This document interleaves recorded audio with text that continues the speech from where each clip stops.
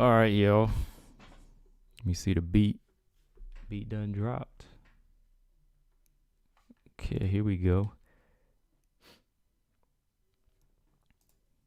Turn this sound up. All right, just double checking here. Yeah, there it goes.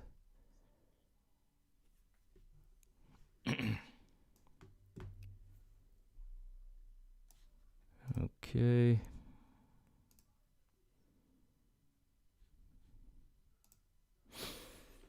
All right, this is an awkward hour. This is an awkward hour for a live stream for me. You know, I'm used to being on here like not one, but like it's almost one now. But I'm usually on here like what time? Like 7, 6 or 7. But I just been busy. And had some time off, so I was just getting into some other stuff here. So here we go. Let's get situated here.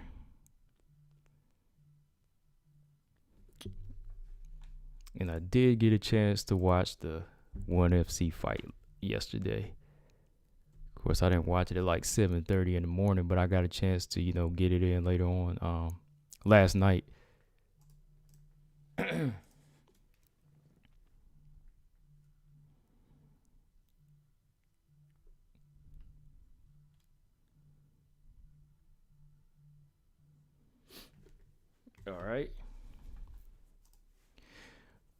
All right. So yeah, this ain't gonna be a too long a stream. I just wanted to get on here and talk about some things since I haven't been on like live in a few days or like a week.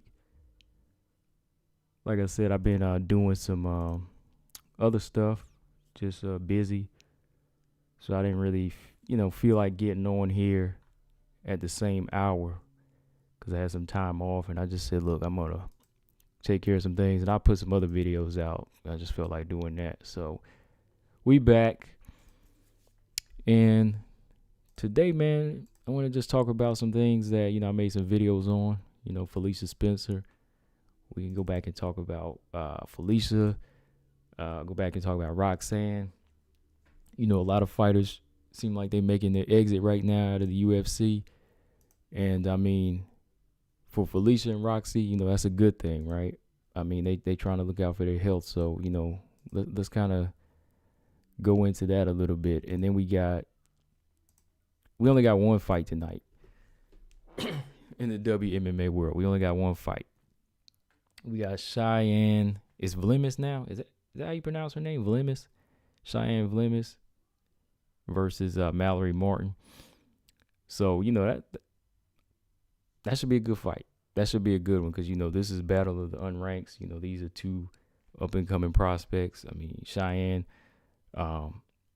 she shows some promise, but I just want to see what she can look like against, a rugged fighter like Mallory Martin. So, definitely going to check this one out. And what else? I might talk a little bit about Nico, her situation. I mean, I already kind of gave my opinion on that. But if there's anything else on it, like as I'm on here, I might look up and just see if anything else became of that. Like what happened to her boyfriend? Did he get arrested? Because the last I heard, he didn't. So I'll just kind of give my opinion on that. We can look further into that. But let's talk about Felicia Spencer here real quick. I kind of went over the article in another video. Like I said, I wasn't live with y'all, but I just wanted to pull it up here again. But Felicia Spencer, she decided to go ahead and call it quits now. She says she's done competing. Pretty much there's nothing else for her. And the number one thing, it's not like she's just quitting because she doesn't have the energy anymore. Or like, she's feeling like, oh, like I can't do it anymore. She's taking that path that I think a lot of fighters need to take. They need to be the ones that say, hey, like, I got to find the end game now before I feel signs of any type of damage, right? So, and we don't know. Like, Felicia Spencer could be experiencing that, So that's always something that might be talked about behind closed doors. But her main thing is to preserve her mental health. You know, she wants to preserve her mental health. And, you know, she knows that at 31, that's that age, you know, once you go through so many wars early in your career, or, you know, back and forth wars, you know, against some tough fighters, that you have to say, hey, this might be the time, you know, especially when you feel certain things about you in training. You know, you might feel a little off physically, you know, you might feel a little different, like Roxanne was experiencing. You know, she was experiencing some headaches. You know, she was experiencing some bad headaches in sparring, you know, and she said, hey, you know, this is the time, you know, it's time to call it quits. So let me see. Ernest Richardson said, okay, Vlismas, got you. Cheyanne Vlismas, all right. Gotta get used to that. Used to calling her Cheyanne Bays or Bays. I mean, we pronouncing that wrong. Cheyanne Bays. So Cheyanne Vlismas. All right. Got that. All right. So make sure y'all hit the thumbs up button, like I always say, because sometimes the notifications don't be going out. Got like 8 people in here just coming in. So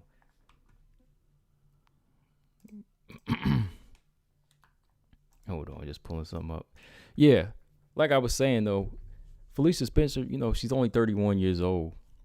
And I know that's tough for some of these fighters out there, because, you know, that's still an age, like whenever you do feel like you still have something, you know, you still feel like that, because, you know, you can still push yourself. You still feel strong. You still have youth on your side.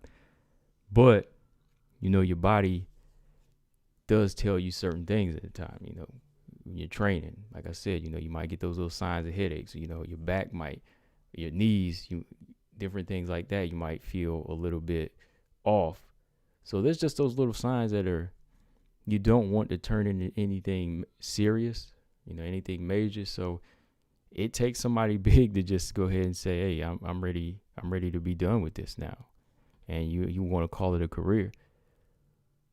Because shout out to Marcus Bell. He sent me this interview from Fight Bananas. And yeah, she said, look, I made the decision to be done with fighting.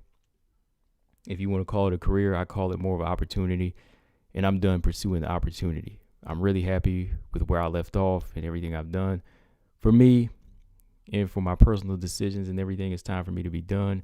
And part of the big reason is just to inform everyone there's not anything that happened to me. It's just for me and my family. Okay, so yeah, she cleared that part up for sure. So there's nothing wrong at this point. Like there is nothing wrong with her. You know, it's nothing like she was trying to hide and just say, you know, we experience concussions, very bad headaches. It's nothing like that. You know, she just wants to get out now because she's done with opportunity. And I was just taking a glance at that part again, and where she talked about calling this an opportunity versus a career. You know, I kind of like that, because I think when you think of it as an opportunity, it makes these fighters try to take full advantage and, you know, try to go all out and try to get what they really want out of it. You know, I think a lot of fighters need to kind of think that way. You know, when you think of it as a career, you start to get comfortable. I think a lot of fighters just want to stick around, and I think that's like a very dangerous thing, like for fighters like Roxanne, because like fighters like Roxanne, even Andrea Lee, like some of those fighters that just want to continue this thing as a career, which is not really, it's not really a career, right? It's not really a career. It is, like they say, an opportunity, because you get picked out of the crop of, you know, all these hundreds and thousands of other fighters, and you stand out the most. So there's always going to be somebody else competing against you. You know what I mean? Like 4, 5, 15 other people are going to be competing against you. So, you know, you have to say, okay, I could lose at any point. You know, I could lose at any point. So it's time to try to milk this thing and get whatever I can out of it. Or, you know, do your best to try to go for the belt. You know, that's why we be talking about these fighters out here. They need to call out the champion and take advantage of the opportunity. You know, that's why I was saying in some previous videos, even before Felicia, you know, put this out there, like, That's the best way to put it. That's what I've been saying. Like, it's not really a career. It's like an opportunity. Like she said, man, like you have to get what you can out of it and find the end game for it. I mean, I don't know if am I the only one feeling that way? I don't know what you think. BJ, what's going on? ME said Felicia's retirement was a shock to me. Only 31. Yeah, it wasn't. It wasn't really a shock, I guess. I mean, once you really think about what she's done, there's really nothing else for her, right? Like, I'm just being real. Like, she's fought to the highest level that she was gonna reach, I think. And then when you factor in, there really is no featherweight division. I'm sure that's a part of it too. I'm sure that is like a minor part of it. She might not say that, but I think if they had like a featherweight division and you know where you stand and how close you could be to getting back to a title shot, I think maybe she would have stuck around a little bit longer. Yeah, Ernest said that it's going to be out of here soon. Yeah, the featherweight division is really going to be out of here. Like, I'm done trying to campaign for it. And, I'm done trying to add fighters to it, because if they're not really going to do it, I'm just kind of like, these fighters, they can go over to Bellator now. They can go to PFL as a lightweight. The UFC it's like the UFC doesn't really want to take advantage of it. So maybe there's something they see in it that they think it's not going to make any money. I don't know. I don't know. But like I said, for Felicia, that might be part of her thinking. It's just like, okay, there's nowhere else to go. I beat everybody and I fought everybody in the division. I beat everybody I could. I stepped it up and fought those hard fights in Cyborg and Nunes. And to me, those were two signs like of fights where, she could have lost something. You know what I mean? Like, those two big fights where she took punishment. And I think a lot of us were saying like, wow, like she took a lot of punishment, and those could be career-ending fights, right? They could be. But, she says she's good. And I think when she take like a year off before she returned against Leah. Well, no, she took a year off before she returned against Norma Dumont, right? And then she, after she fought Norma Dumont, she came back and beat Leah Less, and she stopped her. So she's trying to go out on the dub. She's going out on the W. So she has pretty much been the one to fight everybody. I mean, there's nothing wrong with that now. I mean, let's check her resume here while I pull this up. Yeah, B just said we tried. Yeah, that's how I feel. She doesn't have anywhere to go. Yeah, man, that's what I'm saying. Like, we try. I mean, like, we try to campaign and put out some videos for these ladies and say, yo, sign Pam Bam. You know what I mean? Sign Caitlin Young. Stop making them wait.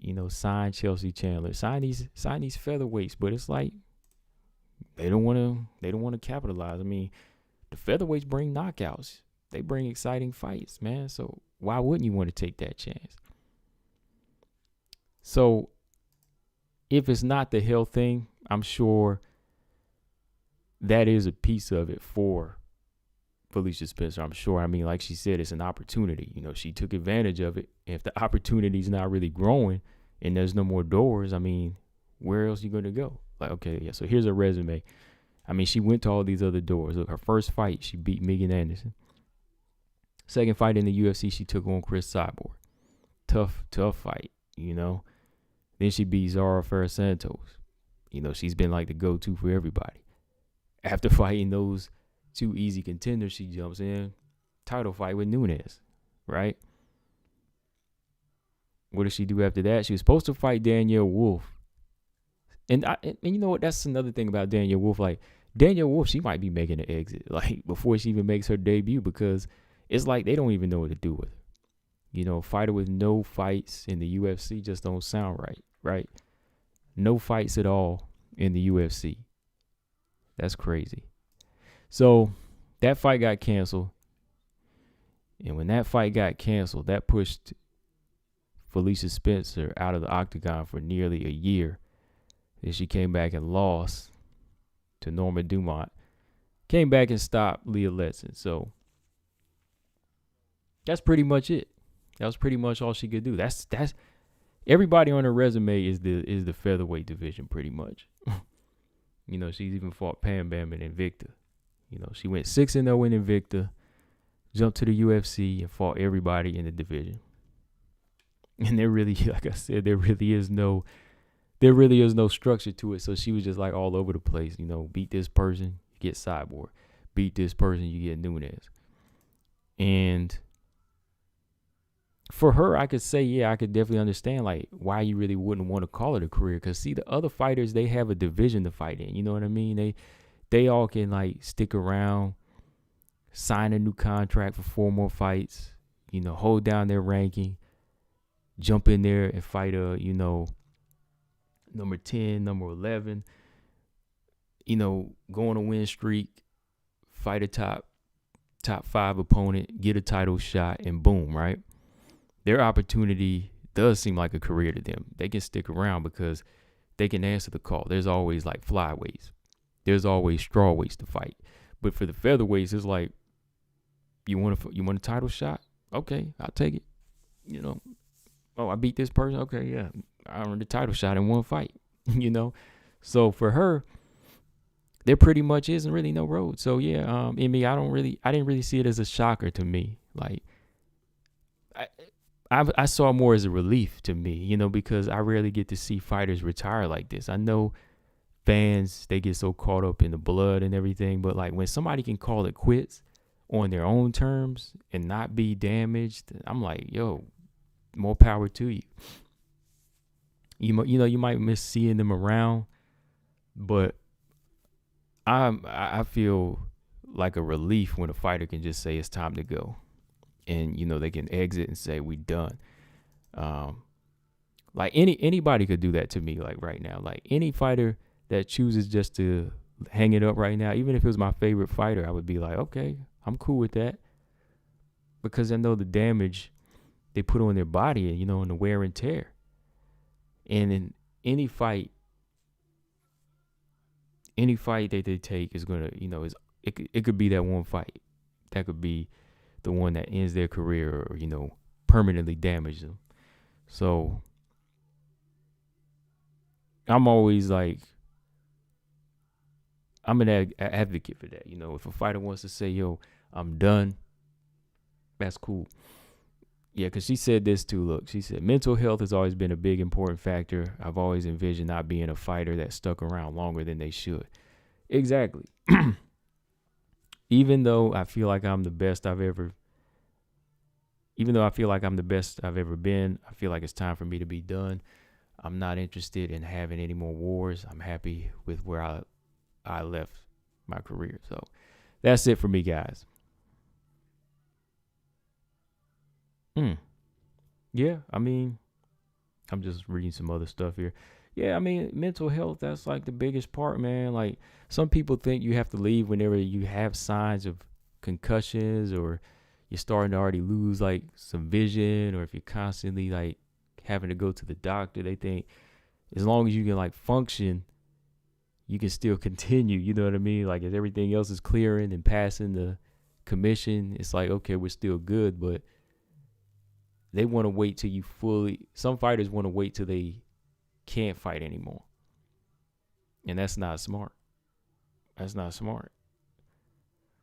Because she said it herself, like, she's been in some wars and she don't want to do that anymore. Like, yeah, like, she's been in 2 tough ones, you know what I mean? There's a lot of fighters that tend to go in forever and just continue with that type of style, but I couldn't do that. I really couldn't, man. And she just sounds like somebody that wanted to give it a shot. And again, she didn't see it as like a long-term thing, which is the smart part. Like, fighters today, man, they just really get content with that sometimes. They want to wear that UFC logo, just stick around the rankings and just fight. They just want to continue to do that, fight, and they just live paycheck to paycheck off of fighting. But fighters like her, Miranda Maverick, they've already stated that, yo, like, I don't see myself being 35, being in the rank is just fighting the fight. You know, that's not what they want to do. You know what I mean? Like Miranda's going to school to get a PhD. That sounds like somebody that, you know, is just taking advantage of this opportunity because she's young and she's strong and she can fight, right? So that's really what it is. That's really what fighting is when it comes down to it. It's about, okay, you got the physique for it, you got the stamina for it, you got the drive for it. Beating everybody up in the gym, you can submit, you can knock people out. You know, that's one of those. That's just one of those things in life where you say, okay, this is something I can try now because it's a young woman sport. You know, take advantage of it now. And then after that, you can say, okay, you can always go back and say, okay, you know, I was able to try it, I didn't succeed, or I did succeed, and then move on. Brian Williams says she went 5. Yeah, I think the Chris Cyborg fight was 3, actually. She went 3 rounds with Chris. That was a 3-round fight. The Chris Cyborg fight was a 3-round, but yeah, the man, either way, it was still brutal. Was it? Yeah, it was a 3-round fight. It was a co-main event, but it was a 3-round fight, but it was still brutal. Still brutal. And then the Amanda, of course, that was 5, and then, you know, that fight was brutal. That was a crazy one, man. Like, both of them. I mean, my head was hurting for it, man. I had to take some aspirin that night, man, just watching her fight. So, yeah, man. But yeah, shout out to Felicia for making that call, man. I mean, that's what you got to do. From here, though, I think it might be the end of the featherweight division for sure. That might be one of the reasons why I mentioned this the other day. You know, Norma Dumont is ranked by she's ranked in the bantamweight division at number 15, right?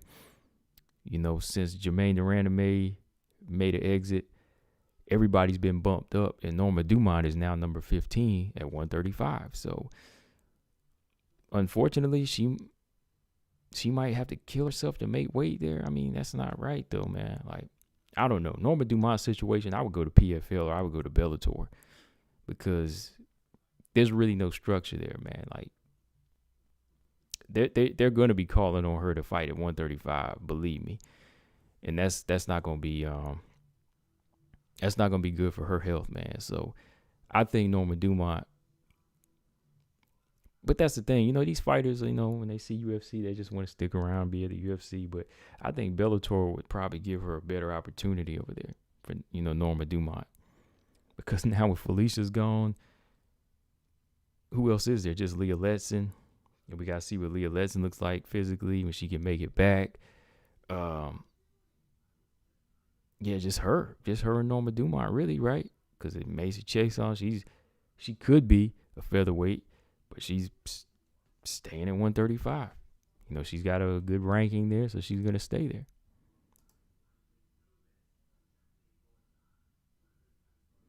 Brian Williams said 15 with a win over Aspen is ridiculous. Yeah, I know, man. That's what I'm saying. Like, I don't get it, man. Like, what is Norma Dumont going to do now? Like, what is she going to do? Just be like this tweener that goes between the weights? Or that has to be the plan, because why is she ranked? That's not gonna work. That's not gonna work, man. They shouldn't even like tease that or, you know, put her in that ranking, because that's gonna make them try to match her up and try to drain herself back down to 135. I don't know, man. But anyways, I think, man, this is gonna be the nail in the coffin, man. I really do. I think this is the nail in the coffin for 145. And if you ask me about it from here, I'm gonna tell you I don't care anymore. I'm just saying, like, if you ask me, I'll be ask me what they're gonna do with featherweights. I don't care. I'm gonna just watch. If you want to watch featherweights fight, go to Bellator. That's all I'm gonna do from now on. That's all I can tell you. Emmy said Norma versus Holly at 145. Yeah, it was supposed to happen at 145, but I don't know what's the deal with that fight. I don't even know if they are going to reschedule. Did they reschedule it? I don't know what's going on with that one.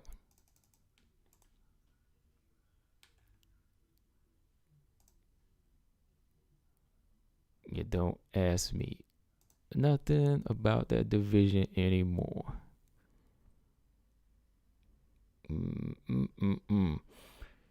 Yeah, so like I was saying, man, good on Felicia for getting out now. But Roxy, she's already kind of experiencing some, some wear and tear. And it's wise for her to get out. Definitely wise for her to get out. You're getting them headaches now. And, every time I look at Roxy, I'm like, you've been stopped a few times in her career. She's held her own, but she's definitely a war-torn fighter. I mean, the knees, the resume, I mean, the physical punishment, she goes through for these training camps. I mean, she's already on her 50th fight, right? 50 fights, 50 training camps, and more training camps in between from whenever fights get canceled. You know what I mean? It's like the training camp leading up to Taylor Santos, right? Because she got injured in the training camp, right?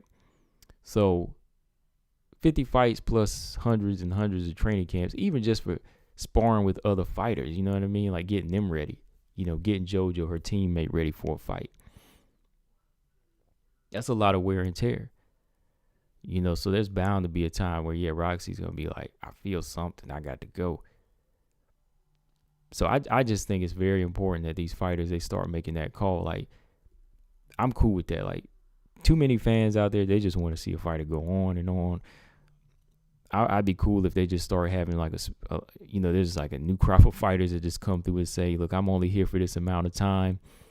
Especially like the fighters that aren't defensive fighters. Because let's be real, the fighters that go in there and take punishment, they need to have a set time limit before their brain becomes mush, Like the fighters that tend to be the defensive fighters, I can definitely campaign for them to continue to go, like a Valentina Shevchenko and so on. Like fighters that are boring to y'all, to me, I think it's exciting to see how they can, avoid taking punishment for years and just continue to have everything intact. Like, of course, the fight years on them, it's very low. Like their fight age is very low. That's why, they could keep going. Roxanne, though, like if you put an age on her as a fighter, I'm sure like fight age, she's like 60 something, Roxanne, I'm pushing 60, 70 because she's been in the game for how long? 2 decades, or I'm counting like everything she's done. So Roxanne been in there for a minute. Cause I remember seeing Roxanne way back. Let's go ahead and oh yeah.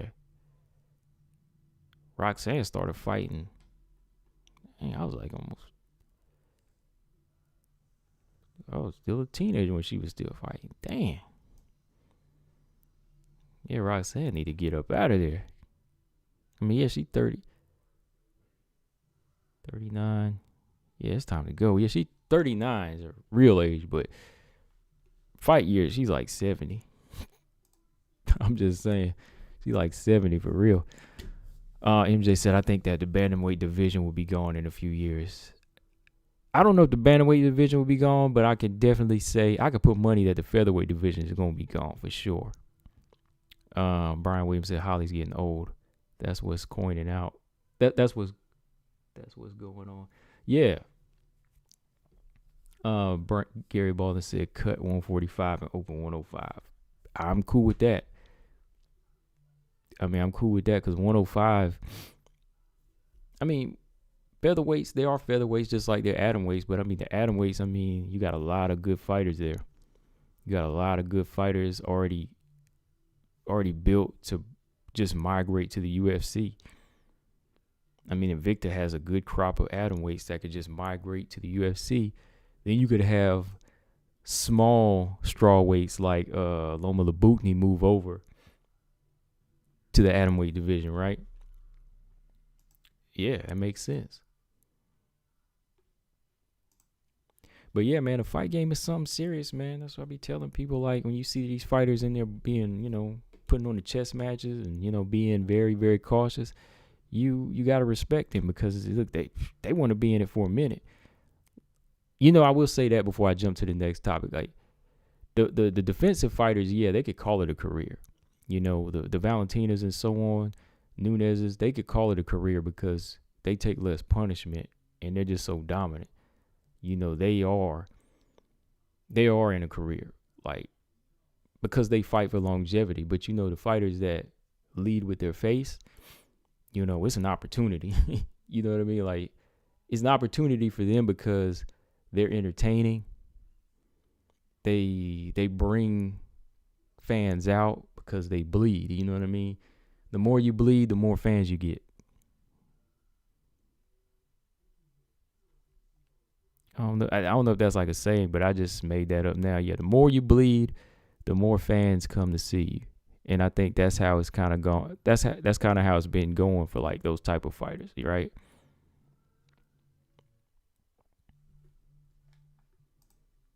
Emmy said, "Is Roxanne Casey still on?" Yeah, it's on. That's her last fight. Yeah, February. Yeah, the fight is still on.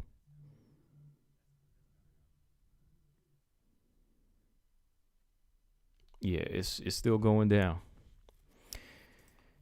And I think Roxy might be the favorite. Most everybody, I see come through, they be saying they say Roxanne gonna whoop Casey. I don't know, man. Like, I would say it's 50-50, but I might say 51-49 for Roxy. And with the experience level and the unpredictability of Roxy, the scale kind of leans more and more towards Roxy. I mean, I'm just being honest, man. Like, have I put up a poll on that? I'm about to put up a poll on that. Like, who do y'all got, Roxy or Casey? Got like 12 people in here. Answer that question. You got Roxy or Casey in this fight coming up? I mean, Roxy says she's going to knock her out, man. Roxy says she wants to knock Casey out. She says she's going to go all out and just try everything that she's never tried before. So we'll see. And that kind of talk just makes me think a little bit more toward, it makes me lean a little bit more towards Matafari.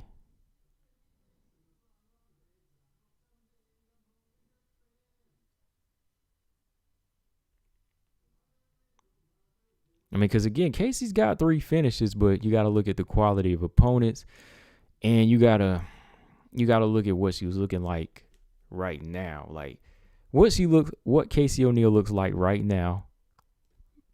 And BJ, I'm not targeting you, BJ. I'm just being BJ going. I know BJ gonna come at me for this one, but I'm serious. Like, Roxy has all the tools where she's at to beat the fighters where she's at right now, but we got to see more there, man, because the tools got to be sharper for the next level and the next level, right? I mean, that's just me. Like, I like watching Casey O'Neill fight. I definitely like watching her fight. She's entertaining.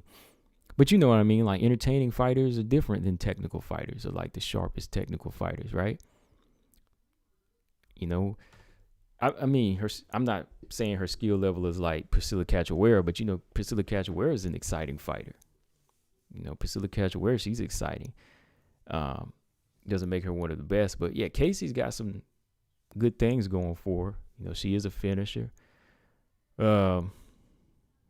Very, very hungry. But, we'll see, man. We'll see. Let's see who we got. MJ, I got Roxy, Brian Williams, Roxy, ME, Roxy by ground and pound. Roxy's ground and pound is better than Casey O'Neill's ground and pound. We'll say that. Well, it should be because she's old. BJ said King by destruction. I had to call him out. He said kick by destruction. MJ said this is a bad fight for Casey because Roxy, her striking looks better. If you take Casey, her ground game away, then she has nothing. Yeah, I agree. I 100% agree with you there, MJ. Roxy's striking is very underrated. Like, I enjoy watching Roxy strike sometimes just because, like, you know, her straight punches tend to throw a lot of fighters off. And if you don't have like a good jab to use on Roxy, you know, she'll pick you apart. See, Viviane Araújo, her jab is straight, man. Like, go back and look at Viviane Araújo, how she was piecing up Roxy. You know, she was beating her to the punch. What's her name? Taylor Santos. She was knocking that head around. She was putting the left hook on her. You know, very, very, very, very sharp. Very sharp. But yeah, you made a good point. If you can't get the fight to the ground, I see Casey win. I see Roxy winning the fight if she continues to keep it standing.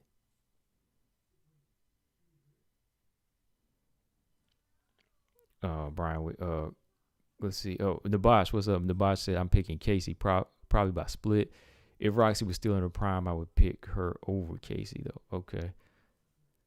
BJ said, King has tenacity, a solid game, and youth. She got tenacity and youth for sure. She definitely got tenacity and youth. Brian Williams said Roxy got old man strength. Yeah, she got old man strength. Yeah. Like Andrea Lee and Macy Barber and Antonina Shevchenko, they all found that out. You know what I mean? She got that old man strength, like, and old, you know, that wisdom. She got that wisdom to put on you. MJ said Casey can only fight one-dimensional fighters. The boss said Roxy has zero takedown defense nowadays. Only if it's like a really, really strong fighter. Like, Roxy is pretty good. Like, Roxy to me, I'm going to still say her takedown defense is decent. The fighters that are really strong tend to get her down. But that's why this is a test. That's why this is a test for Casey. We got to see if Casey's just as strong as like Taylor Santos and Viviane Araújo and Lauren Murphy. And them fighters, like, is she gonna fall victim like Andrea Lee, or is she gonna fall victim like, you know, Antonina, where Roxy can get her in that full mount? We'll see. BJ says she has nothing. She pieced up Antonina on the feet. She landed some good shots on Antonina. I know Laura Procopio landed some good punches on her as well. BJ said we hate. Come on, man. We ain't hating, man. Ain't no hate, bro. Look. I'm just saying, man. Like, I want to see something, man. I want to see some growth there, man. That's all it is.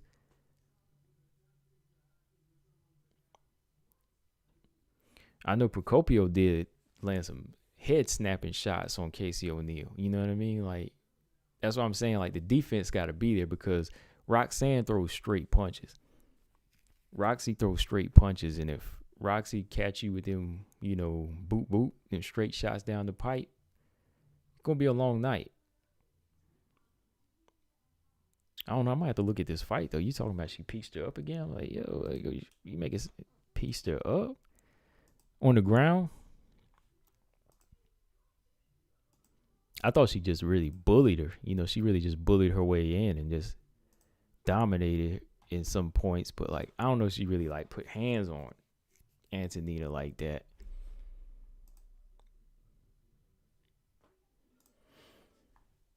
All right, but let's see here. No filters. Casey went right into Antonina, pieced her up. Casey has good striking. It's just unorthodox.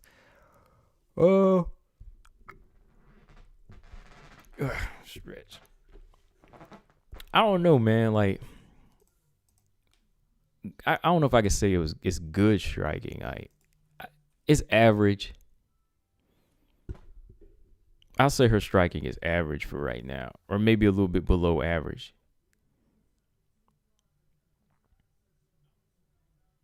Because I would say, like, good striking. Let me see. Molly McCann has good striking. You know, I think Molly McCann has pretty good striking. Yeah, Molly McCann has pretty good striking. And who else? Of course, Ariane Lipsky does. Those are, I'd say, like, them lower level fighters like that, the ones that aren't ranked, Molly McCann and Ariane Lipsky, they stand out. Like, they have better striking. Like, they have good striking. But I think Casey O'Neill has, like, almost average striking. She has good ground game, I think. But I think her striking is a little bit below average.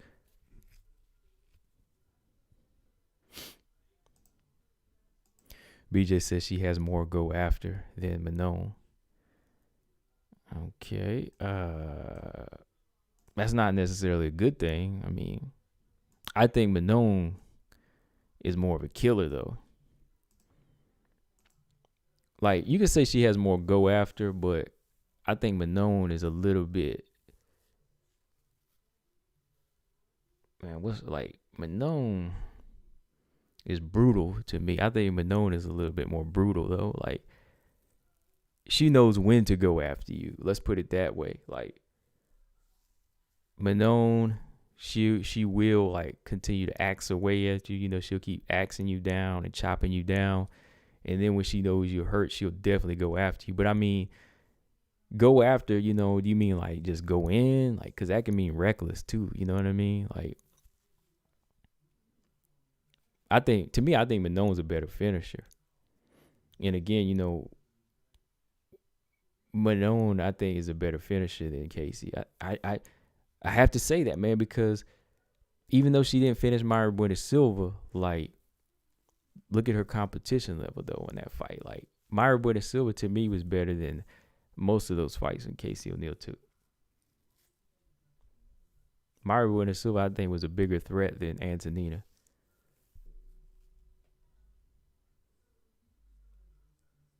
Like, yeah, she'll go after, but you have to look at the type of opponents. You know, like, yeah, she's gonna go after you if you have zero ground game, or if you can't hurt her. But I think she wouldn't try that with Manon, though. Like, you try that go after with Manon and you get finished. I think Manon would go after her before she would. Brian Williams said it's not unorthodox, it's undisciplined and a bit wild. Yeah, I think so. Yeah, that's why I say it's like average, because there's sometimes she will, like, commit to some good straight punches, but overall I think she's, like, almost average with her striking.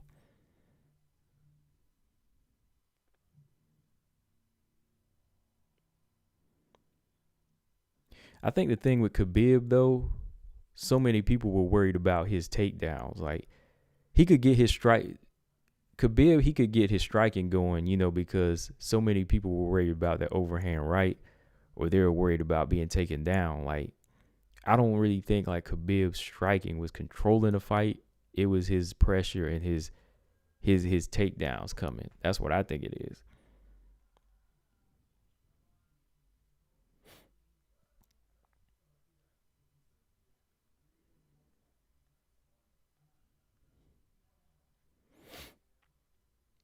What was that, MJ? I think MJ asked me about doing a. Oh yeah, I think MJ. Yeah, I was looking at his comment on this one video. Asked me if I was gonna do the ONE FC round by round. I didn't get a chance to, but I might go back and do one. You know, I might do that later today or tomorrow, because I do want to call that fight, because I predicted Stan Fairtex would submit her. I was about to do a video, man, but I was crashing out. And I said, man, like, right before I laid down, I said, I bet you Stan Fairtex, I bet you she gonna mess around and submit Ritu Fogat. I was like, yeah. I was like, I don't put the video out, but I just laid down. I just put the post up. I said, I'm picking Stan Fairtex, but I was gone, man. I said, I should have put that up, because I was like, I know Stan is gonna mess around and get a submission. I was like, she's going to get a submission, because Ritu is reckless. Ritu is strong.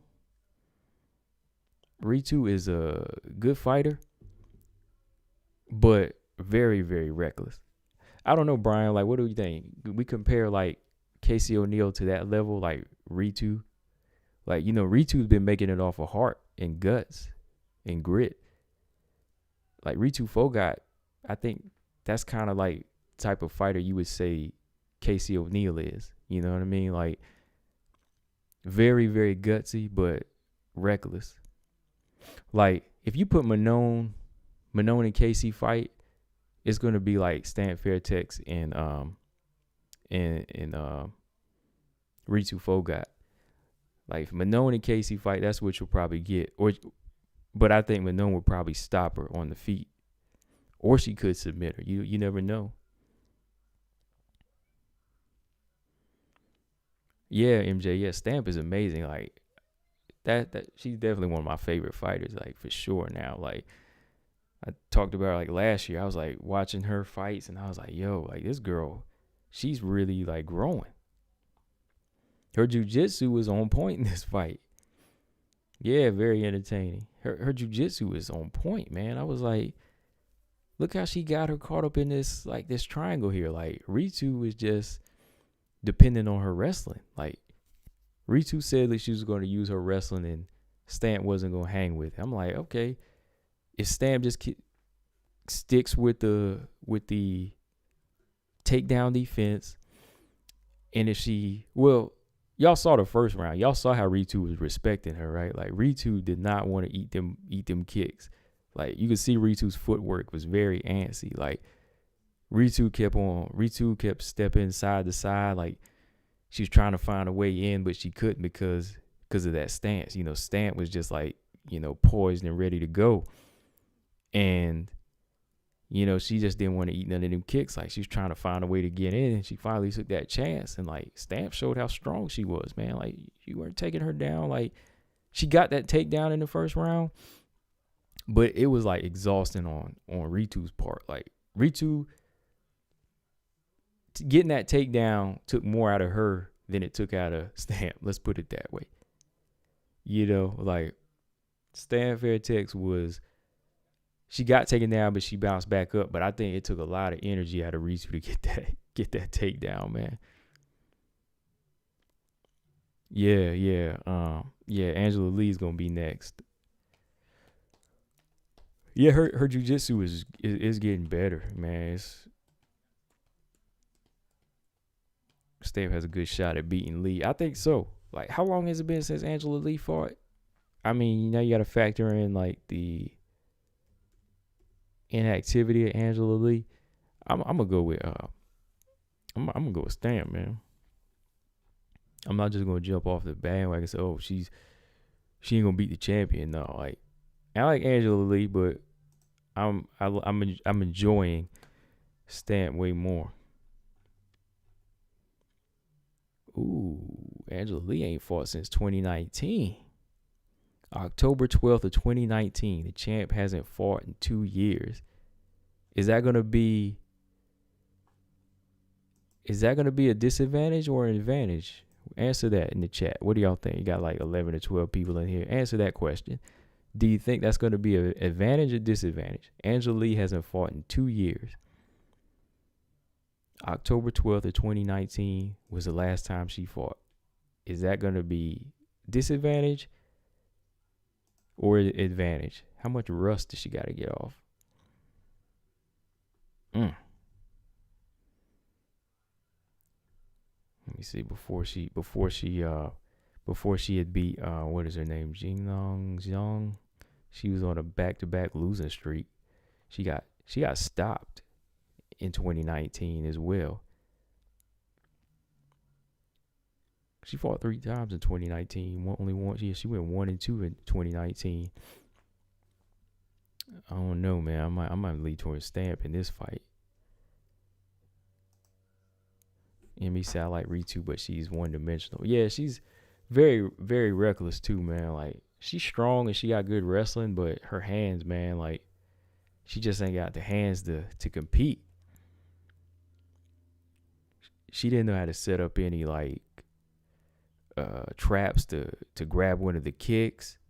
Like she should have set up some little feints to, make Stamp throw a kick and then grab that leg and take her down. Like how Carla did to Yan Janan and them, like Marina Rodriguez, she'll switch levels and get on the inside.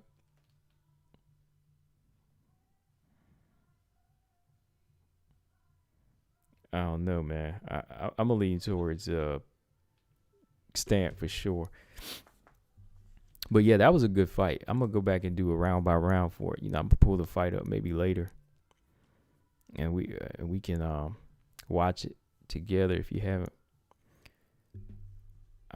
Let's see. Emmy said disadvantage for Lee for inactivity. Yeah, I mean, she went 1-2 in 2019 and hasn't fought since. So it wasn't like she was on like a big winning streak. She was looking real good. In the last 2 years, she'd been stopped, lost a unanimous decision, and went 5 rounds in her win for that fight, that title fight.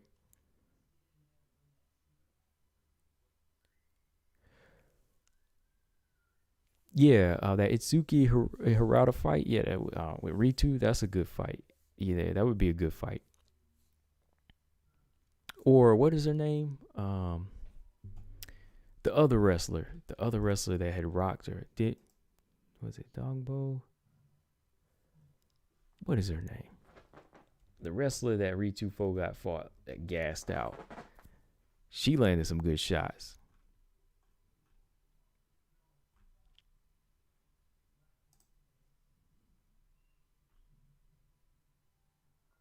Ming Bo, yeah, Ming Bo, I thought had a good showing for a round or two against Ritu, but she gassed out.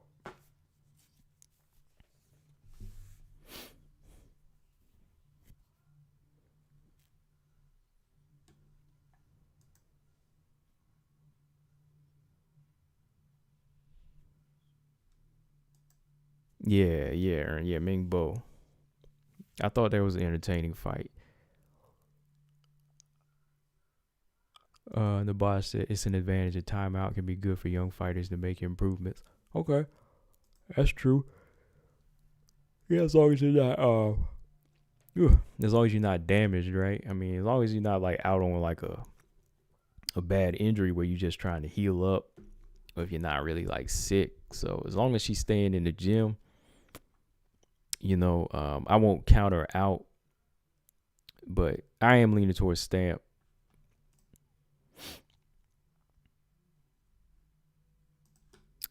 So yeah, what else? Oh yeah. Vlismas, right? Cheyanne Vlismas and Mallory Martin. Who do y'all got? Like, that's a tough call for me. Somebody had posted on my IG, that's kind of what I was thinking about. I think Mallory would have the ground edge in this fight. I give Mallory Martin a bit of the ground edge here, the grappling advantage as well. And if she gets it to the ground, she could make it interesting here. I think it would favor her more. But Cheyanne Vlismas, I think her striking is a bit more technical, and that could be a problem.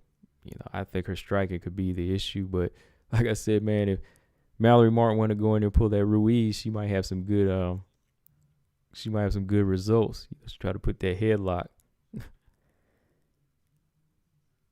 But this is more of a fight for Mallory Martin. She needs it more, in my opinion. I think Mallory needs it a little bit more here. Because Vlismas, she's coming off the win over, what's her name? Gloria DePaula. And she's been showcasing some good striking, So I think her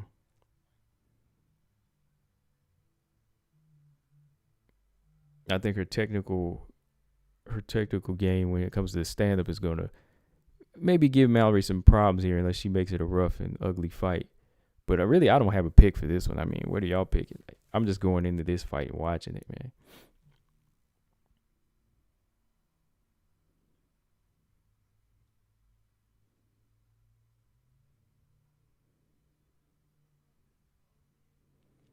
Yeah, I'm not doing a pick on this one. I really don't have one. I'm just watching it.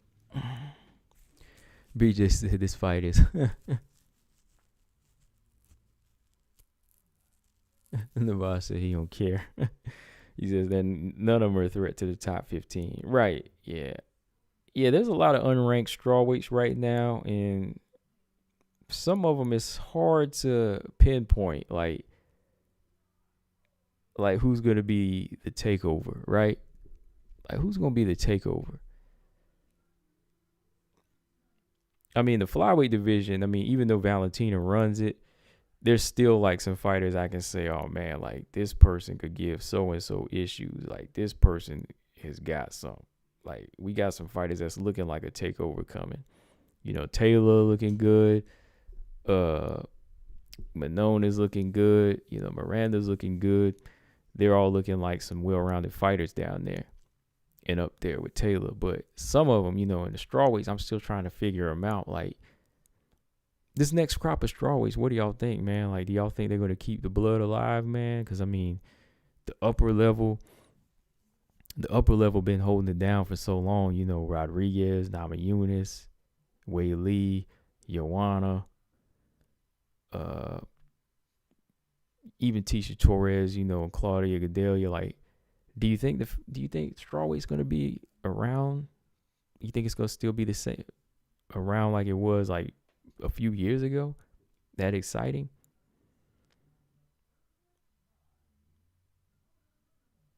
Yeah, BJ. McKenna stands out. McKenna really does stand out to me. Like I think Corey McKenna, her skill sets. I think her skill sets a little bit better than some of the lower levels. Like when you talk about unranked strawweights, I think Corey McKenna, she's got some work, tools. Definitely. Like I like what I see in Corey McKenna. Like if I had to pick a triple threat, I think Corey McKenna, Loopy, and the one that's already in the rankings is Amanda Lemos. Like I think Lemos, McKenna, and Benitez could be problems for feather 115. Brian said I like Mallory. I'm trying not to like Cheyanne, but her story these days is compelling. It's 50-50 for me skill wise. Yeah, if I had to pick or lean towards somebody, if you ask me, I'd say Martin. Like I like Mallory Martin. Like I've been watching her first.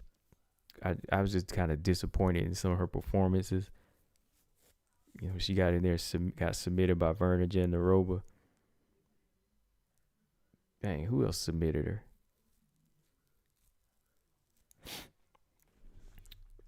Yeah, I like Mallory though. I used to watch her, you know, some of her fights in Invicta. You know, she's kind of a rough one too, man. She's kind of a tough girl. Yeah, who was that submitted her? Yeah, Poliana Viana submitted her too, man. I was like, dang, first round.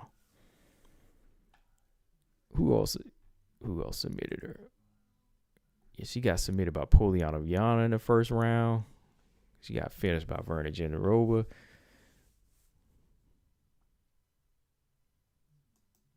Yeah.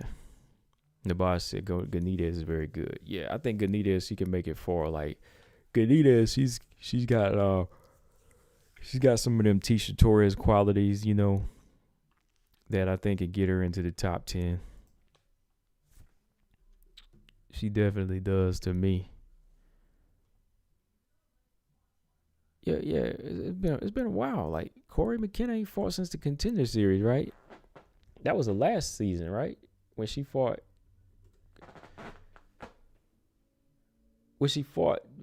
Vanessa Demopoulos, right? And then she fought Kay Hansen, right? In a debut. Yeah, she fought Kay Hansen last year. Time be flying, man. Like, what's going on? Yeah, Corey McKenna ain't fought since November of last year. Because, yeah, she beat Vanessa Demopoulos in the Contender Series. And then Kay Hansen was her very first opponent, who she beat. And, yeah, I ain't seen her since, man. Like, is she all right? Like, she ain't been injured, has she? Like, has she been injured?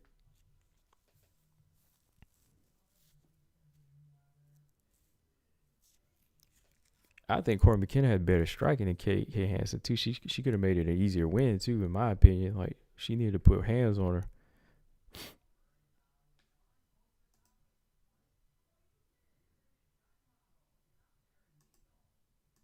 Yeah, Brian. I think she'll definitely make it into the top 10 though. Yeah, I think she'll definitely make it into the top 10. Like, will she win the belt? I don't know. But she can make it into the top 10. She come across Lemos, though, boy. Whew. I tell you, man, like, for anybody, I feel sorry for anybody got to fight Lemos, man. Okay, major leg injury. Dang. That's what it was. They say major. I hope it ain't, like, gonna change her career.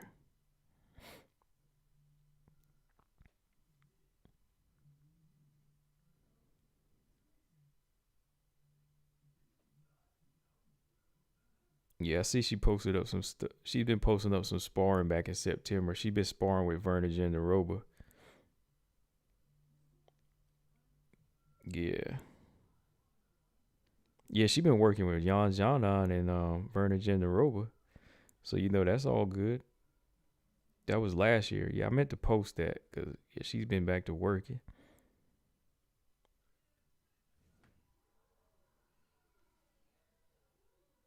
Who else? Macy Barber. Yeah, she working with a few good fighters in there. So, yeah, she's looking good. She should be back soon.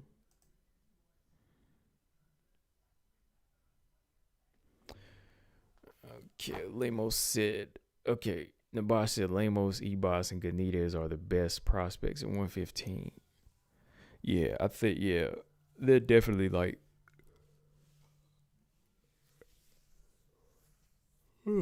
Yeah, they're definitely the ones that are gonna they're gonna thrive. Yeah, they're gonna thrive. I think Corey is gonna come in there next.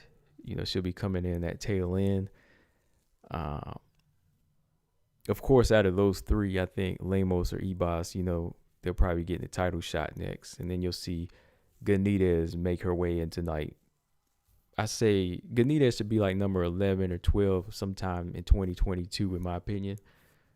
Maybe like by spring or fall next year, Benitez might be up in there like number 11 or something. I mean, if she can stay active like she did last year or this year, 4 fights. I mean, yeah.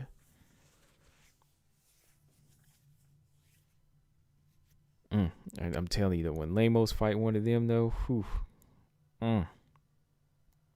you better be on your defense for sure.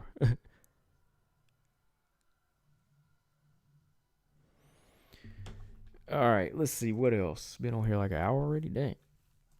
Yeah, it's my first live stream back in a while because, like I said, I've been busy, man. Just doing other stuff and taking care of some business on these days off.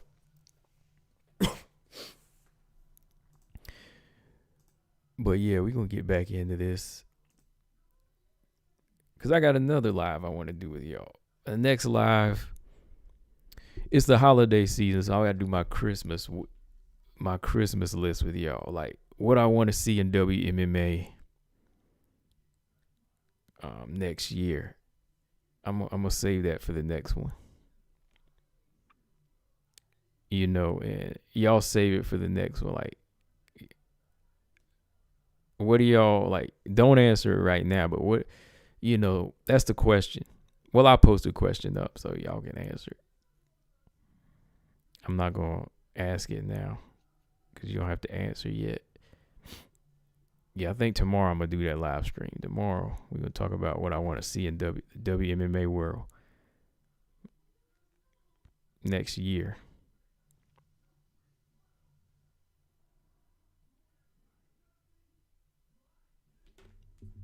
Yep. Yeah, Nico, like I said, I'm not really going to go into that anymore. I talked about it. I mean, what he did from what I've seen, I mean, yeah, like I don't condone that stuff, man. I mean, that guy, come on, you a fighter and you attacking a woman like that makes you a scumbag. But I'm just like, what went on that night? Like, she had to run out the hall like that, man.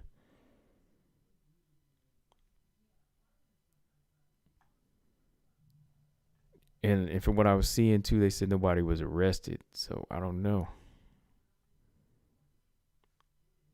Cause it was a shocker to me when I saw that IG story. I was like, I just saw a few words and I was like, whoa, like what's going on here? She typed out a whole IG story about being chased down the hall and uh her boyfriend attacking her. I was like, yo, what?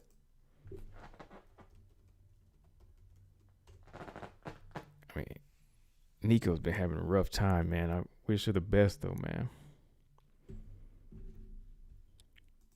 I mean, that guy knows better than that, man. I mean, what is he doing?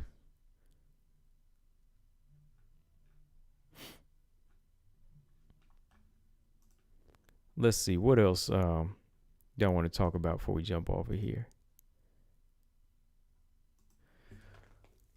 BJ said Tabitha Ricci versus Loopy. That's a good one.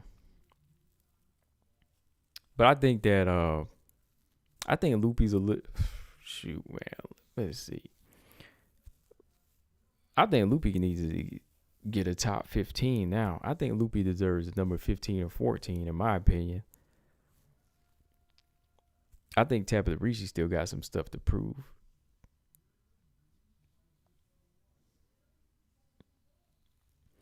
Yeah, man. Some of these women, you know, when they get in those relationships with these type of guys, though, man, it's dangerous, man. Because some of these guys that know how to fight like that, they can be hotheads, they can be bullies. I mean, thank God she knew how to fight, though. I mean, that's why I'm saying, look, women and men, they can never ever compete in an actual MMA match. There's still a difference. There's still a big difference between a man and a woman. Like, she had enough to, you know, to fend him off. Like she said, it came down to her using her defense and her moves to get away from him. But you know, that's still dangerous, man, because he's still a man. He's still strong. I mean, his MMA record is only 0-1, but still, like, still a stronger man. So she had to do the right thing, you know, defend herself and get away.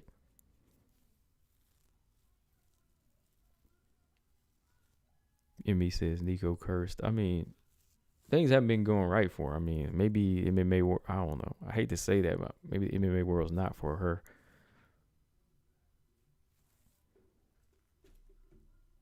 I mean, how would it have been if she was just, you know, been able to take the fight, the title fight? Like, if she would have just gave it her all and made that 125-pound weight limit and tried to fight for the belt? Or what if she had just said, I'm moving to 135?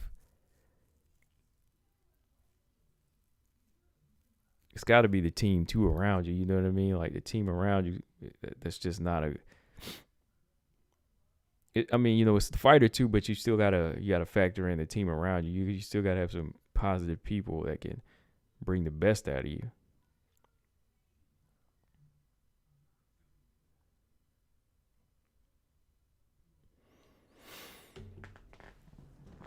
B just says she's definitely cursed. Yeah, I mean, it's been looking like that. Oh yeah, let me see here.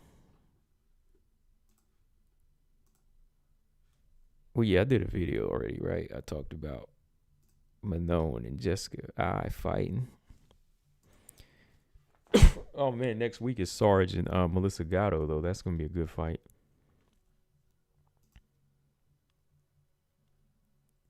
I think Sarge has the experience advantage, but shoot, Melissa Gatto got some good hands, man. She got that length too. I think she's pretty strong, so we'll see if she can use, you know, her length, her striking to keep Sarge back. Like, this is gonna be Sarge's legit test to back to 125, I think, man, because you know Melissa Gatto, I know she took on Victoria Leonardo, but she in that fight she was looking pretty decent. She was looking like she could be at one of those next threats to the division.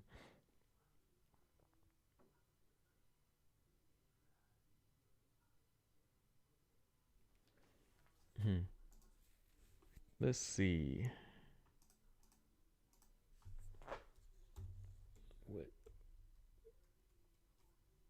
gonna pull this card up for next week. Not this weekend, but the next weekend. Let's see. Yeah, UFC 269. We got Nunes and Pena. All right, what are the chances on Pena's winning? I mean, Pena winning this fight, I'm still saying it's 70-30. Still 70-30 for me. Let's see who else. Oh, yeah. Early prelims. We got Jillian Robertson versus Priscilla Cachoeira. Then we got Miranda Maverick versus Erin Blanchfield. Oh, man, it's going down. It's a flyweight night. Shoot, BJ, we probably got to talk about this tomorrow. BJ, we got to talk about UFC 269. I mean, I'm going to do an open link show tomorrow. Because we got Jillian Robertson versus Priscilla Cachoeira, Maverick versus Blanchfield, and I want to say we got Gatto versus Sarge on there. I don't see it on here, but it's supposed to be on here. Well, let me look on the main card. Hold on. Let me check Tapology. Hold on. Gotta check Tapology on this one. Hold on. Yeah, the thing I like about Melissa Gatto, that girl is like a string of muscles too, man. Like for her length, I mean, she's got that long, lengthy frame, but she's a string of muscles. I know she got popped like a while back. That's why it took her a while to get into the UFC. You know, it was like 3 years off. But I think Melissa Gatto's got some good tools going into this fight against an experienced wrestler. Like if she can keep her cool and keep her Sarge at a range, she could make this a very uncomfortable fight. But Sarge got a good chin. You know, Sarge can brawl with you. And I think if Sarge can take some of these bantamweights down, shoot, Sarge might take her down easy. But keeping her down is going to be the issue here. So we'll see, man. Brian Williams says Gatto hands look clean against Leonardo. Yeah, they did. And that's why I was like saying, yeah, they look clean, but that's Leonardo, right? Sarge might take a hit or two to get in the inside, but she can throw bombs too. The boss said, I like Gatto, but there's no way she beats Sarge. Yeah, Sarge is going to maul, I think, too, man. Sarge, to me, beat Aspen Ladd that second fight. And, she's just always been a very, very durable fighter. This is a big test for Gatto. This is the test for Gatto when it comes down to skill. But for Sarge, it's a test to see if she can make the weight again, right? This is a test in her weight. But I think as far as like skill-wise, this is a step down from the fighters that Sarge usually fights, right? All right, let's see. UFC 269. I don't know, y'all. Like, wait a minute. It's not on the 269 card, is it? Because it's not coming up. So,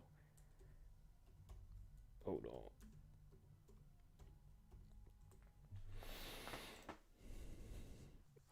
All right, BJ said, let's go. Yeah, for sure tomorrow.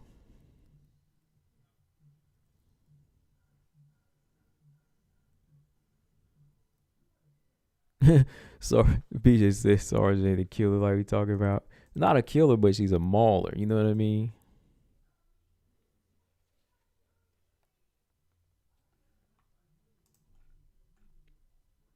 Oh, yeah, they're the weekend after. They're on the 18th. Never mind. Sarge and Melissa Gatto on the 18th.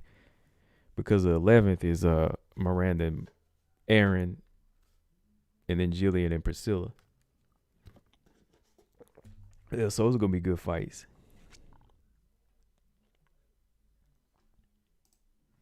They got Agapova lined up yet? No, they don't have Agapova lined up with nobody. Yeah, man. Yeah. So those two fights are going down. We'll talk about that stuff tomorrow, though. Yeah, as for tonight, like I said, good. These are young strawweights. So we'll see what goes on tonight. But I kind of lean towards Martin myself. But I won't be surprised if Cheyanne would pull it off with her stand up here. BJ said Jillian's gonna beat. You gonna beat the hell out of Priscilla Cachoeira.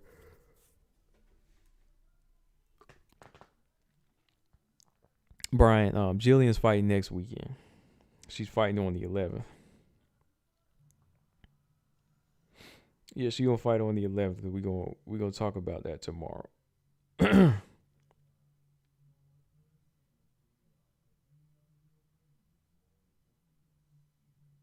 Yes, sir. Let's see. Got Marcus Bell coming in. Marcus Bell is early or is he late? No, I'm actually early today. So. Doing an early stream because I ain't been on for a while, so I said let me come on today, Marcus. So.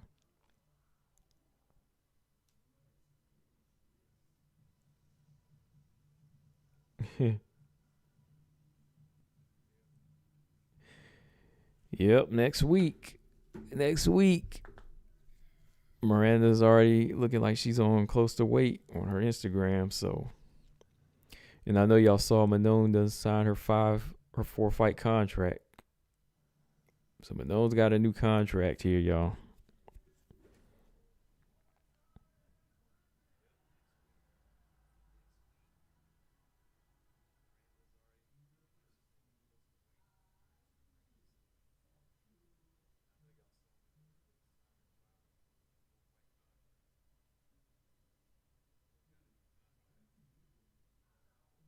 Yeah, Marcus said he late. BJ said when Jillian gets that top position on Priscilla, them elbows are raining down. Yeah, I think she could definitely get the submission win.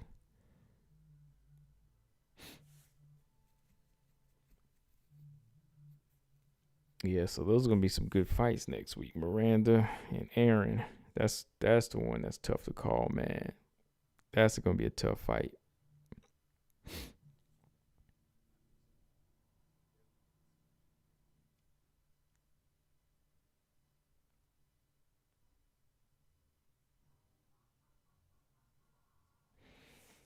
Let's see.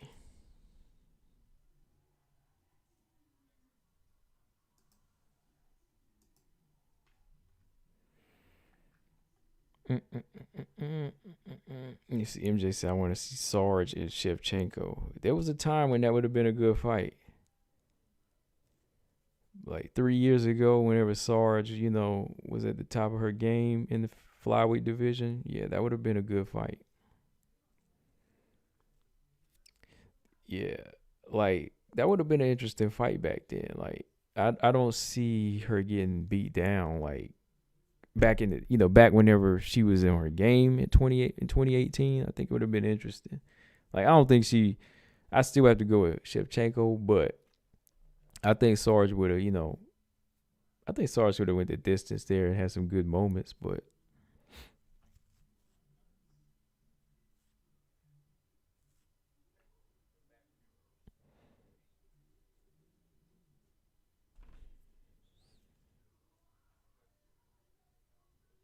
I wish Sarge would have just stayed at 125 and, just stayed on her weight. Everything would have been game, Because bantamweight was too big for her.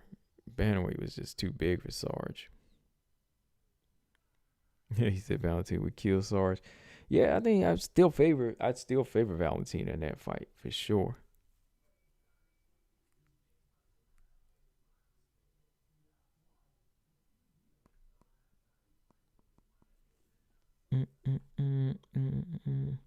Wonder when this Angela Lee fight is gonna be. Angela Lee and Stan Fairtex. When they schedule that? Like springtime, y'all think?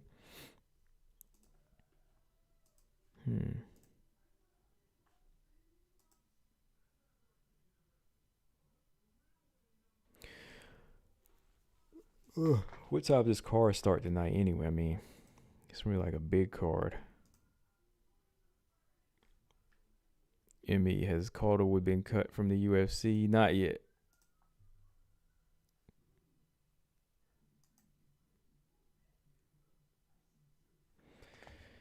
Not yet. She's still in the UFC. I don't see JoJo being cut yet. Like I think JoJo might get at least a couple more fights.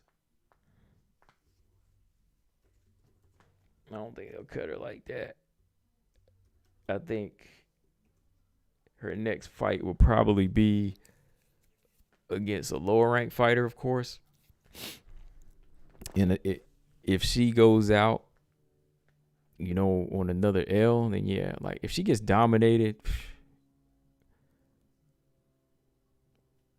if she goes in there and gets dominated by somebody like in that lower tier, like let's say Casey O'Neill beats Roxanne, and then Casey O'Neill's gonna have to possibly fight JoJo or somebody like that, right? And if JoJo beats or JoJo loses to Casey O'Neill, she probably get cut. Maybe. I don't know. I still see JoJo beating Casey O'Neill, though, in my opinion. I think JoJo's got that style. So,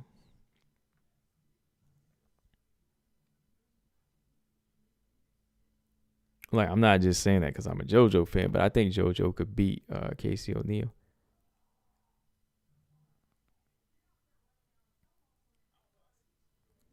Marcus said Jillian versus Priscilla is basically beat up or get beaten up. Yeah.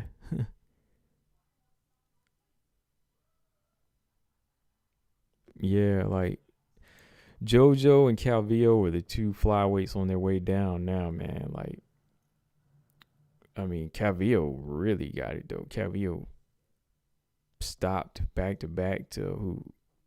Andrea Lee and Jessica Andrade and lost to Caitlin Kagan. Yeah, so she's on a 3-fight losing streak. Calvillo could possibly get cut. What are y'all talking about? We better talk about Calvillo first before JoJo. And then JoJo, of course, she lost to Lauren Murphy, and she got finished by Taylor Santos. So the fighters on their way down, Calvillo and JoJo. Yeah. So they're going to have to fight down now. Yeah, the boss said winner of Gato Sarge fight Calvillo. Yeah.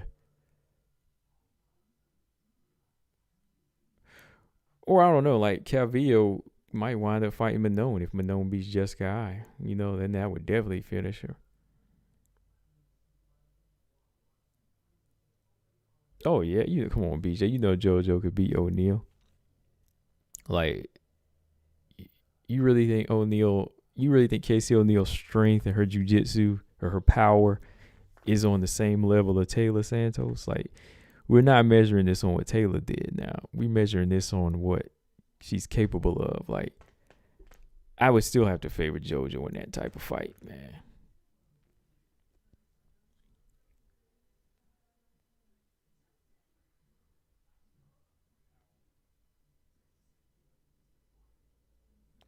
Yeah, Montana can't get no JoJo fight. Like, Montana can't get no JoJo fight yet. Montana still got to fight somebody in between there. Like, JoJo would be too big of a jump for Montana. Montana, let's say she did go in there and win. What would happen? She'd go up in there to the top 10 and then wind up losing to, like, Jennifer Meyer or somebody.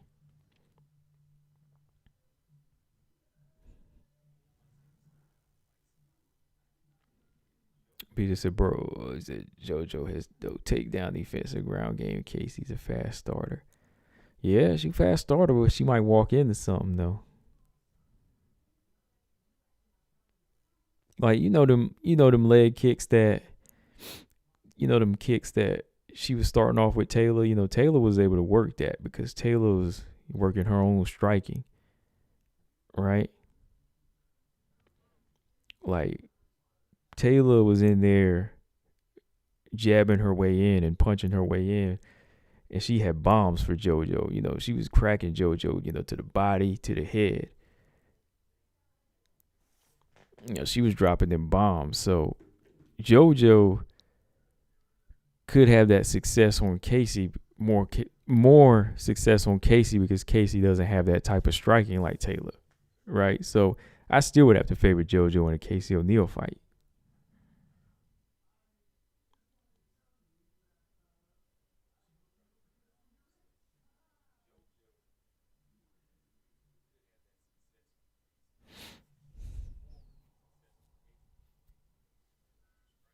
Y'all don't like Calvillo versus Manon? That's a good fight. No, that's messed up. No, the fight, if Manon beats Jessica I, then we get Andrea Lee versus Manon next, right?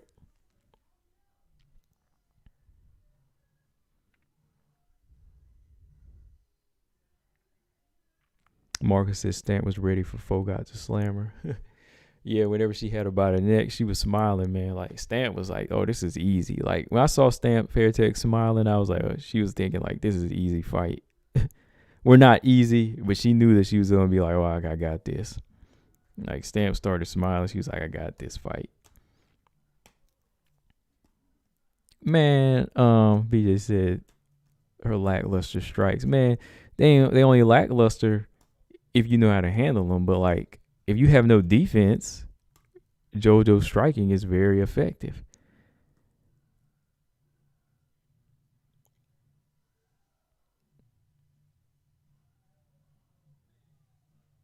You know, JoJo, her striking can be very effective for fighters that don't have the striking. See, Manon came. Excuse me, but Taylor Santos came with the striking, man. Like she came with the body punching. She came with the right hands. She got that. She got that win in that fashion because she did damage with her hands. Like it was like powerful punches. So I don't know if Casey's got that, man. Like even Jennifer Maya, she rocked her a couple of times, right?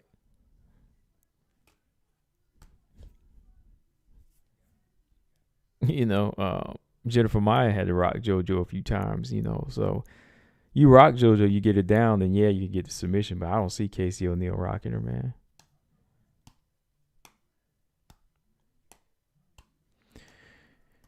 The boss said Manon versus Calvillo is a good fight for people that hate Calvillo. Well, I don't hate her, so yeah, I wouldn't do that to her.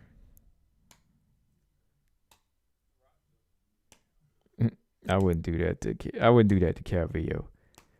Let's give Manon Andrea Lee if she beats Jessica. That'd be fair. That's fair.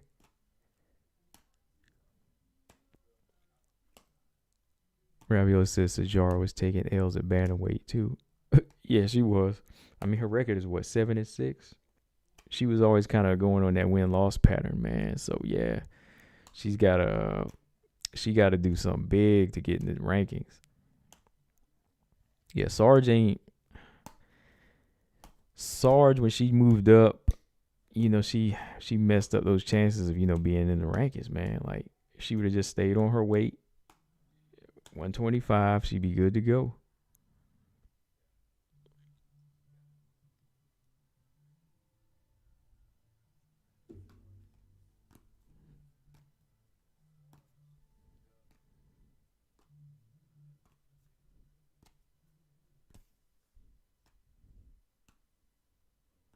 He said, "I like to see her pummel Andrea Lee." That's gonna be a good fight, though, man. That would be a very good fight.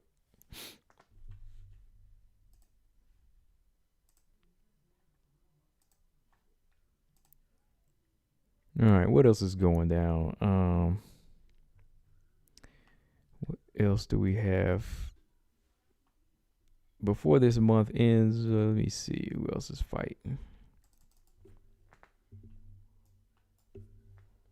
Yeah, I don't know, man.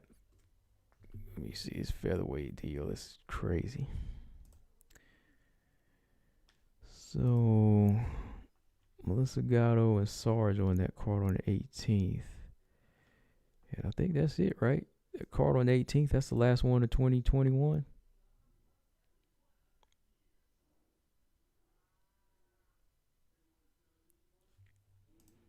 Dana White's got Leon Edwards working on something for Leon Edwards that doesn't involve Kamaru Usman. So Leon Edwards still not getting the title shot? Dana White said the UFC is currently working on something for Leon Edwards following Jorge's withdrawal from their grudge match. So he still ain't giving him a title shot?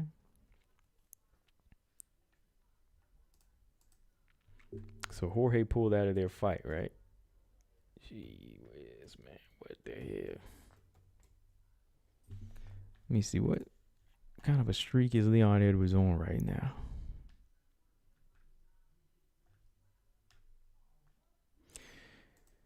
We just said Manon would beat the hell out of Andrea Lee.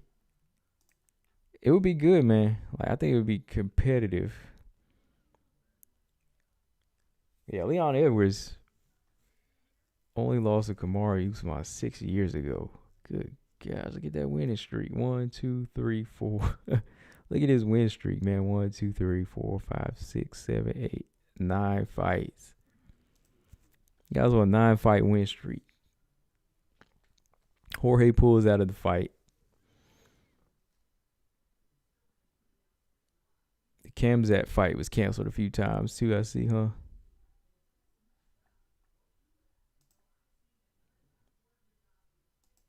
No, that is a good matchup. BJ just saying that she would beat her up. I mean, he's just saying she would whoop her, but that's a good matchup though. Like, I personally don't think it would be like one-sided, but I could still see Manon winning. Like, I think Manon she could get the finish in that fight.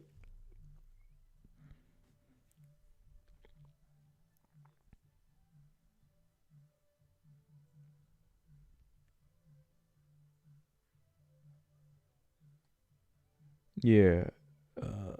Decimated, what's going on? Decimated said, I like JoJo. She's nice to fans, but very smug in how she thought she'd have a fun fight against Brazilian girl, then got sat down and finished. She's old and slow now at 35. I mean, look, yeah, like, that's the wrong mindset, in my opinion, right there. Like, Decimated. I mean, like, do you want to win or do you want to just have a fun fight? Like, come on. Do you really want to just go in there and have a fun fight, or do you want to win? Like, that's the wrong mindset. You go in there and win. That's what Taylor Santos' mind is. I want to go in there and win, but JoJo want to have a fun fight. Like, no, Taylor's not there to have fun. Taylor wants to dominate. Like, Taylor's not going to give you a back and forth action fight. Taylor going to drop bombs. And Santos, Taylor said, look, this is what we doing. Yeah, I don't think that was a good mind state to be in. Like, no. I mean, that's what Jennifer Maya did. Jennifer Maya said, I'm taking this title shot opportunity. I'm going to stop you. I'm going to stop you, and we're going to get Valentina Shevchenko next. So, same mind frame for Santos. Like, fun fight. I'm like, get out of here. Ain't no fun fight. We trying to get it. Like, we can have fun on the way, but I mean, I can have fun, but by beating you up, it's much more fun when you get, you get in all the licks and you make them pay. You make them miss. Brian said Kobe and Jorge about they got it. He said they got it figured out. Yeah. Okay, Marcus said he got Mallory Martin. I'm kind of leaning towards Mallory myself. I got to lean towards it.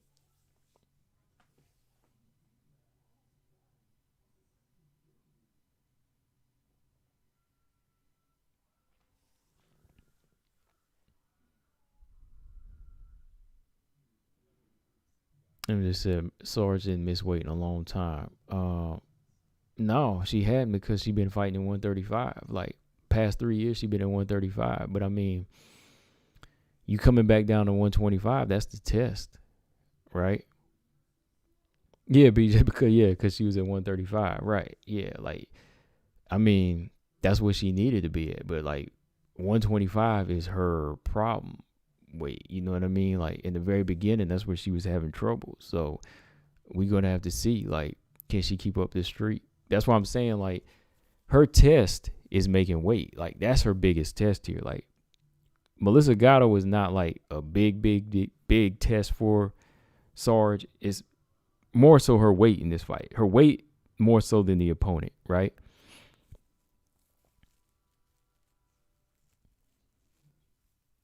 Ravioli said, I wonder why Andrea Lee didn't call Lauren Murphy out for a rematch. Yeah, right. Like she should have called somebody out. Oh, Emmy. Oh yeah, Emmy said Leon Edwards is another cursed fighter.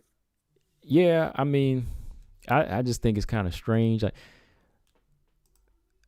I really wouldn't call his deal cursed. It's kind of like the Carla thing. Like cursed is like Nico.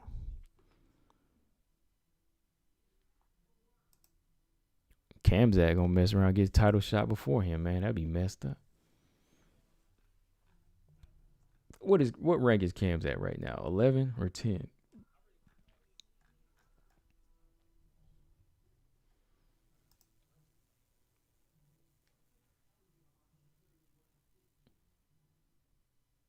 Yeah, that Andrea Lee and Jillian Robertson fight, that would have been a good match. That would have been a good match.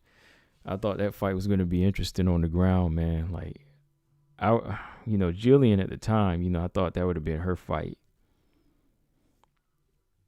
Yeah, I'm not gonna lie. I gotta go. I had to go with Jillian on that one.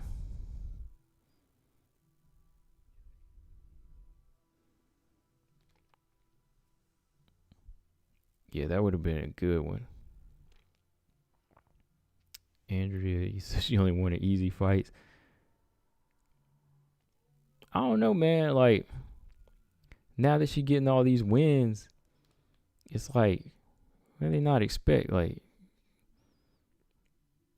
you getting all these wins now, or two in a row. You got two good wins in a row. Do you think they're not gonna like ask you if you want a title shot now? Media's gonna ask you this, right? Like they're gonna ask you, hey, how do you feel about fighting Valentina Shevchenko? And when your answer is, Valentina is near perfect, that makes it almost sound like you don't want to you don't want any of that action, right? I'm just saying, like that's what it sounds like, right? When you make it sound like that person's near perfect, like it almost makes it sound like you don't stand a chance. Like can't really have that mind frame, I just be like, yeah, that's a fight I'll take. I mean, that's what I'm doing this for. You get up the rankings, it's like that question will be asked. I mean, how these two sides up anyway? Like, just when you match them up, let's see. I mean, I definitely have Valentina winning, though. I mean, of course, everybody gonna say I hate Andrea Lee now because I said she's gonna win, but come on, I'm just saying, man. I'm just being real.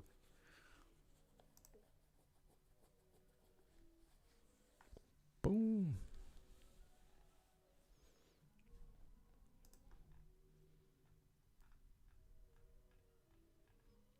Can Andrea Lee keep up the win streak? That's the question. 5'5", 65.5-inch reach at 33 years old for Shevchenko. Yeah, I knew she had a little bit of height to her. Yeah, Andrea Lee's kind of long. Like, she's 5'7". 5'7", 69.5-inch reach at 32. So they're about the same age. Can her Muay Thai and her BJJ stand up to Valentina? Like, does she know how to use a 2-inch height advantage? I don't know, man. She get hit too much. Like, I mean, Calvillo had her bleeding in that round. So, Lauren Murphy had her red too. So, head movement's a big part of Andrea Lee's game that she's missing. That's why I say, man, if she can't get her head off the line, Valentina will, just land good, solid single hits or good 1-2s to take her apart. And then surprise her with that strength and take her down.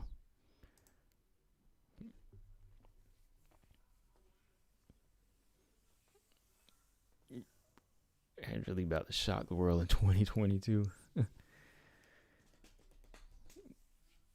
It doesn't involve the belt though, right? Whenever you shock the world, in her case, right? MJ said, "Will GDR come back?" Yeah, GDR is coming back. GDR still has a contract. I mean, I read this the other day online. I pulled this up. Like, yeah, Jermaine Durandame is still coming back, y'all. Like, she's still coming back.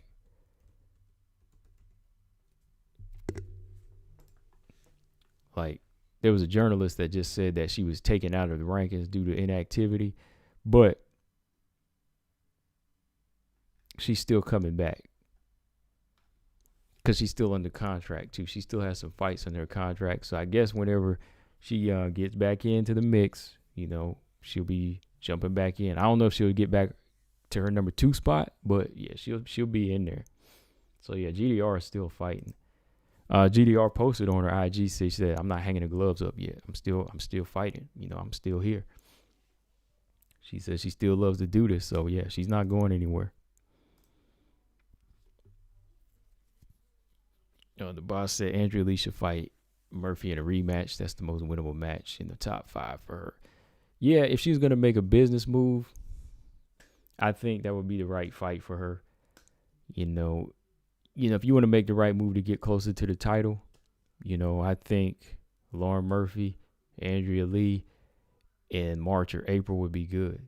I mean, I thought Andrea Lee won the first time.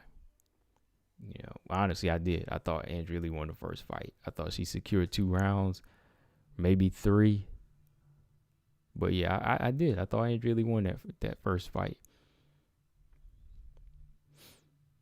I mean, we were talking. I did a post fight for that like a year ago, and I was talking about how the judges were like, they were doing something, but they weren't looking at the fight. The judges weren't even looking at the fight.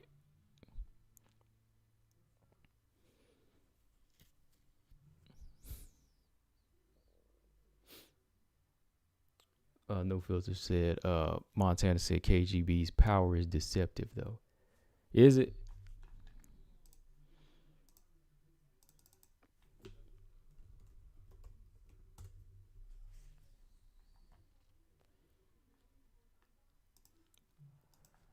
I thought she was just a really like accurate puncher. Like she has a good jab. I never really thought she had like power, but I thought she had some good stiff shots though.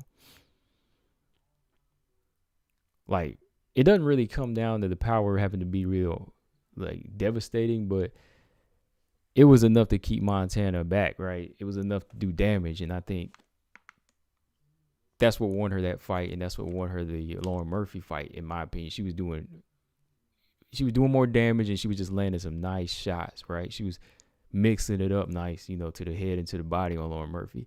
And, she did a lot of damage on Montana, with the accurate hits. Like, so I don't really think, like, in Andrea Lee's case, power is, like, a big thing. Like, I think she has enough pop on her shot to keep fighters off. You know what I mean? She definitely has enough pop on her shots. When I'm just going back and look at some of her fights, like she definitely is an effective puncher, an effective striker.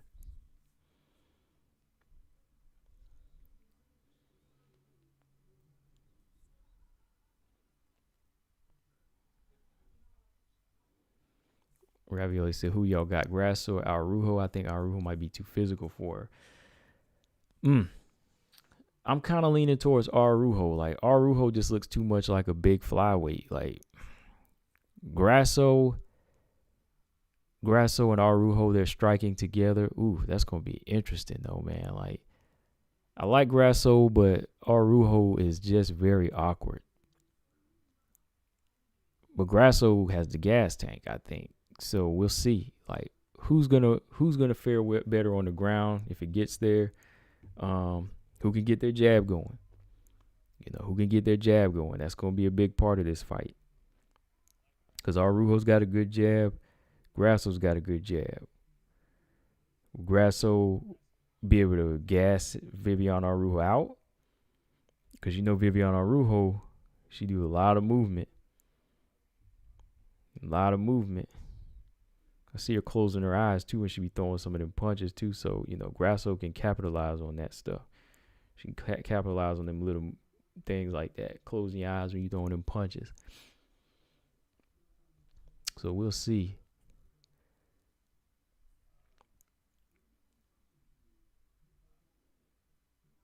Man, that's why I'm just kind of worried about. Like, is Grasso gonna be able to handle that Arujo strength, man? Like, for the first 2 rounds.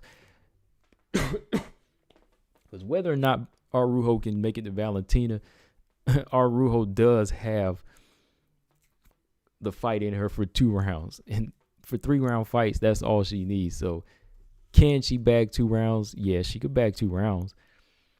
But she's going to need, so that's on Grasso to, she's going to need that strength in a good work rate like Caitlin Chikagan was able to do, and just really out punch her and outwork her. So Grasso and Lara have been sparring like they hate each other. Grasso looked gassed against Macy Barber 3rd round though. I don't know if she was gassed. She was more so looking out for the hits. I think, she was looking out for that killer in Macy because Macy was coming after her. But yeah, y'all, I got to get up out of here now. I didn't know I was on here for almost 1:40 again. But like I said, I just wanted to jump on because it's been over a week since I did a live. But I might get back on later to do this Stan Fairtex and Ritu Fogart fight. We can watch it together if y'all want to do that. I might get back on around like 5 or 6.